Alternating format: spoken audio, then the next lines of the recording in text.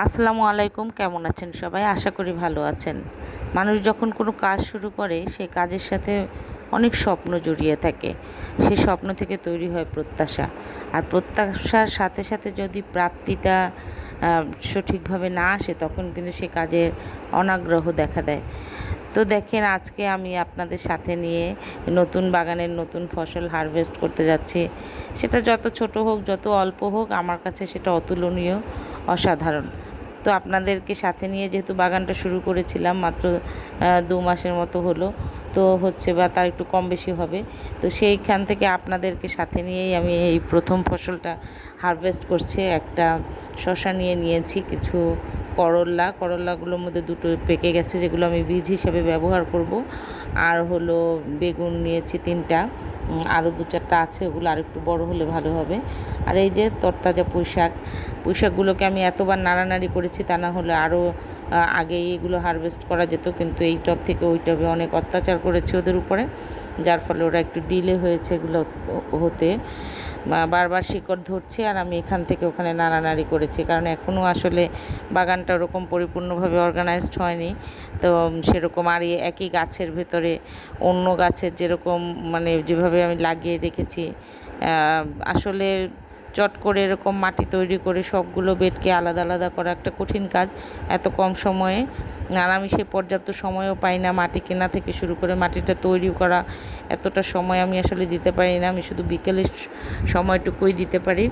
তো সেখানেও দেখা যায় নানা ধরনের ঝামেলা থাকে, কাজ থাকে।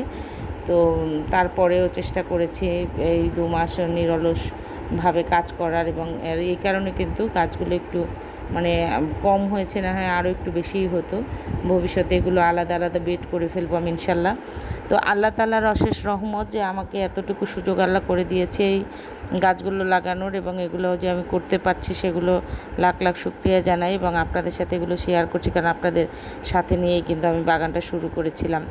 তো এই যে আমরা যদি ছাদে বারান্দায় এরকম যদি একটু সুযোগ সবারই থাকে, তাহলে কিন্তু যেমন খাদ্য চাহিদা পূরণ হয়, তেমন বাজারের বিষাক্ত বিষের কবলের বিষের যে কবল, তার থেকে একটু কিছুটা রেহাই পাওয়া যায়। কিন্তু আসলে সেটা হয়ে ওঠে না। একটা তো একে হচ্ছে জায়গার সংকুলন হয় না, অন্যদিকে ছাদে উঠে বাগান করা প্রচণ্ড ঝুটকি ঝামেলা, এটা সুযোগও সবার হয় না বা ইচ্ছেও করে না। আবার অনেক সময় আছে নানা ধরনের জটিলতা ঝামেলা থাকে, ঝুটকি ঝামেলা বাসার বা অন্য রকম, সেজন্য হয়ে ওঠে না আসলে। কিন্তু সত্যিকার অর্থে একটা বাগান যদি ঠিকঠাক মতো করা যায়, প্রচুর খাটনি এটার পেছনে, প্রচুর সময় দিতে হয়, প্রচুর কষ্ট করতে হয়, কিন্তু তারপরেও এই যে যেরকম যখন এরকম ফসলগুলো হারভেস্ট হয়, এটা কিন্তু চমৎকার হয়। তো এই গাছের সাথে যেগুলো অতিরিক্ত গাছ আছে এগুলো খুব শীঘ্রই আমি সরিয়ে ফেলবো, এরকম আর থাকবে না। আজকের এই ফসলগুলো তুলতে পেরে আমি খুবই আনন্দিত, এবং খুবই আমি কিভাবে বোঝাবো, এটা আসলে বোঝানোর মতো ভাষা আমি খুঁজে পাচ্ছি না।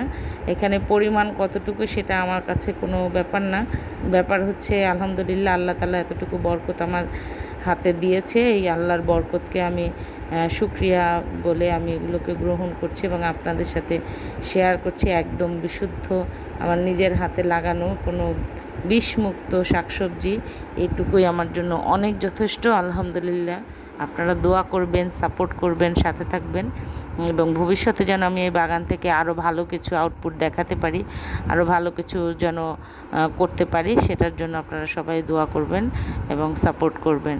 তো আজকে শেষ করছি। আল্লাহ হাফেজ।